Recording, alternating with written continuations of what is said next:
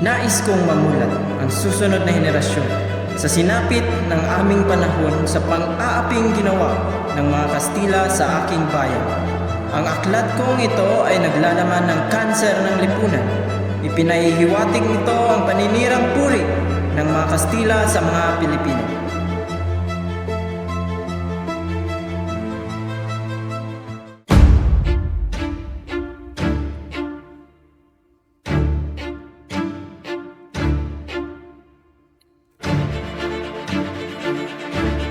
Buenos dias, sacerdotes. Pinapakilala ko sa inyo si Crisostomo Ibarra. Padre, Katulad lamang siya ng kanyang anak. Akalain ng Vicenteng taong hindi naman pala. At tama na nga ang kanyang ama ay namatay. ako naman ang pakinggan ninyo. Ang taong ito ang pinaka-iiwas-iwasan ko. Ngunit dinala siya ng Diyos sa akin upang siya ay makatulan. Naging mabuti sa inyo ang aking ama.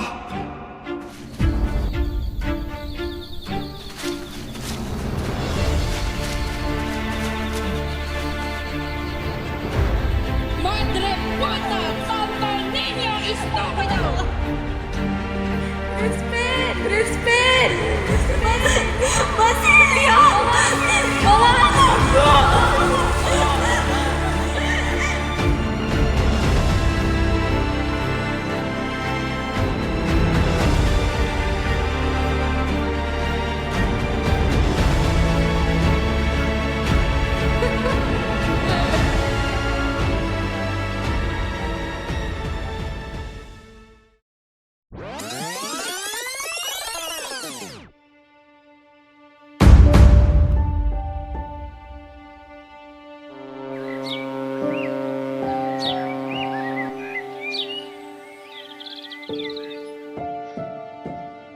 Mahal ko ang aking bayan. Pagkat utang ko rito at magiging utang pa ang aking kaligayahan.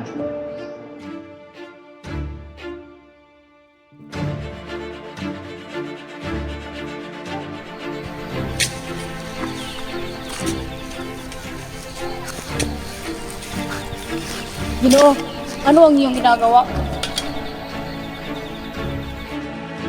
Senyor Ibarra? Buenos noches. Bienvenido, antiguos amigos. O ikaw ba'y naparito bilang isang kakampi o kaawan? Ano po ba ang nangyari sa taong hinahangaan ko noon? Basilio, ikaw ba yan?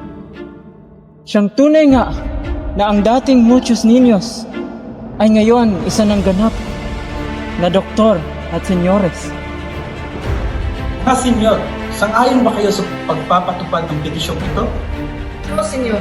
Hindi ako sumasang-ayon sa petisyong ito. Kalinaw ang iyong nakipagkita ko kay Padre. Nabanggit niya sa akin ang napag-usapan sa Los Baños. Pinaglaban niya ang ating mga hangarin. Lahat daw sila ay tutol, kabilang na si Simon. Ang mag-aalas ni Simon. Pasenvergüenza. ¿Cómo estas? Hinahamon ko naman kayong gumawa ni kahit isang katiting na lamang na kabanalan.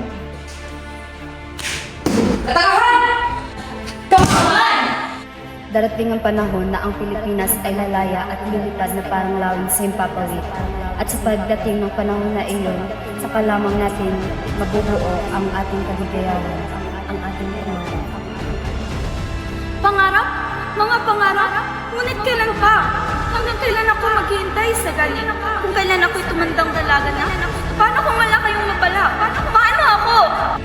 Ako'y mamamatay na hindi man lamang nakikita ang maningning sa pagbubukang liwayway sa aking bayan.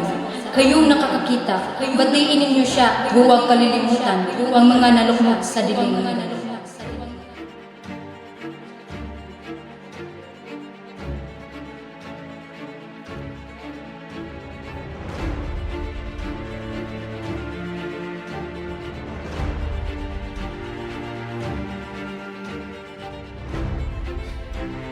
Pinamumunuan ko ang himagsikan, pagkat nais kong iguho ang mga pader ng Santa Clara.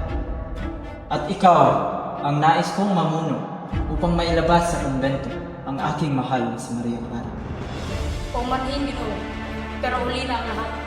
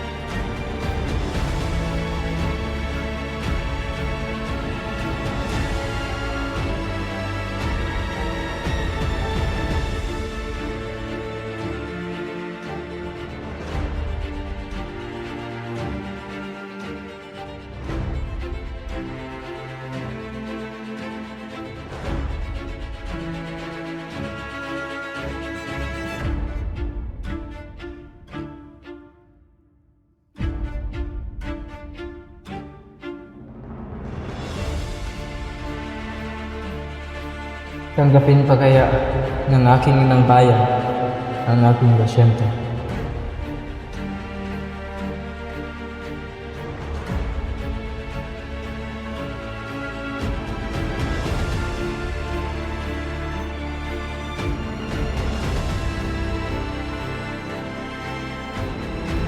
Sa loob ng 13 taon, wala pa ring nagbabago. Makakamit pa ba ang kalayaan? O patuloy na lamang na pagkakaitan ang ating bayan? Ngayon, papipiliin kita, kapangyarihan o kalayaan?